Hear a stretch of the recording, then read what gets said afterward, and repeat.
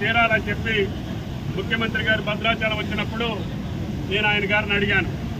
కొన్ని డబ్బులు ఇస్తే ఆ కొద్ది డబ్బులతోటే ఈ 3 పంప్ హౌస్లు పూర్తి చేసి తప్పకుండా ఈ సంవత్సరమే నీళ్లు ఇచ్చే అవకాశం ఉందంటే పెద్ద మనసుతోటి ఆయన గారు అంగీకరించారు. దాని ఫలితంగా ఎలక్ట్రిసిటీ బోర్డుకి కట్టాల్సినటువంటి నిధులతో పాటు మిగిలినటువంటి పెండింగ్ వర్క్ అన్నిటికీ కూడా నిధులు శాంక్షన్ చేశారు. ప్రియమైనటువంటి అడ్వైజర్ పెంటారెడ్డి గారు, సిఈ శ్రీనివాసరెడ్డి గారి టీం మొత్తం కూడా ఈ నెల రోజులుగా కష్టపడి ఈ కార్యక్రమాన్ని అంకురార్పణ చేశారు. ఇది ప్రారంభం మాత్రమే. ఇందుట్లో 6 మోటార్లు ఉన్నాయి. 9,000 క్యూసెక్కులు గోదావరి జలాలు ఎత్తి ఈ కాలువలో పోసే ఈ మొదటి లిఫ్ట్ ఇరిగేషన్ బీజీ కొత్తూరు. దీని తర్వాత పూసుగూడెం సెకండ్ లిఫ్ట్ ఇరిగేషన్, మూడోది కమలాపురం థర్డ్ లిఫ్ట్ ఇరిగేషన్.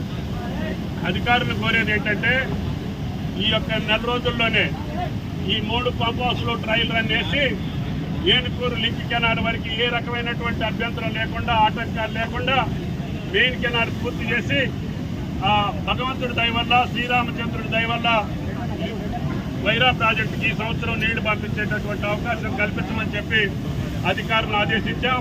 వాళ్ళు అదే పట్టుదలతోటి రేయంబాబుళ్ళు కృషి చేసి పనిచేస్తున్నారు.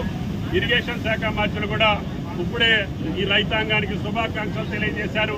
కష్టపడ్డటువంటి అధికారులు కూడా నా హృదయపూర్వకమైనటువంటి ధన్యవాదాలు తెలియజేస్తూ తప్పకుండా ఆగస్టు నెలలోనే ఈ పంట కాలానికే గోదావరి జలాలు సుమారు 1,50,000 ఎకరాలకి అందించేటటువంటి భాగ్యం ఆ భగవంతుడు కల్పించాలని చెప్పి అన్ని కార్యక్రమాలు సజావుగా నడవాలని చెప్పి దీనికి అవకాశం ఇచ్చినటువంటి ముఖ్యమంత్రి గారికి, ఇరిగేషన్ శాఖ మంత్రి గారికి, జిల్లా మంత్రులకి, జిల్లా శాసనసభ్యులకి, జిల్లా ప్రజలందరికీ కూడా నా హృదయపూర్వకమైనటువంటి నమస్కారాలు తెలియజేస్తున్నా.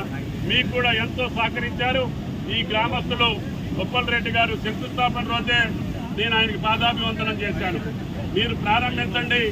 ఈ పెద్ద ప్రాజెక్టు సుమారు 10 లక్షల ఎకరాలు స్టెబిలైజేషన్ తోటి పాటు సాగర ఆయకట్టుతో పాటు 2 జిల్లాలు కూడా సస్యశ్యామలం అవుతాయి. భవిష్యత్తులో తొమ్మల చెరువు కూడా లిఫ్ట్ ఇరిగేషన్ పెడతాము.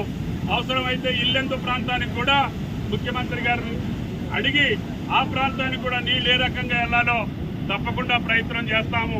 ముందు ఖర్చు పెట్టినటువంటి సొమ్ముకి, ఖర్చు పెట్టినటువంటి నిధులకి అర్థవంతంగా మనం ప్రతి సంవత్సరం ఒక 2 లక్షల ఎకరాలు నీళ్లు ఇచ్చేటట్టుగా ఈ ప్రాజెక్టు పూర్తి చేసుకుంటే రేపు రాబోయే 3-4 సంవత్సరాల్లో ఆ 2-3 టన్నెల్స్ పూర్తి చేసి మొత్తం ఆయకట్టుకి నీళ్లు ఇచ్చేటటువంటి ఆ యొక్క శక్తిని, సామర్థ్యాన్ని మాకు కలిగించాలని చెప్పి ఆ భగవంతుడు ప్రార్థిస్తూ మీ అందరికీ హృదయపూర్వక నమస్కారాలు. Thank you.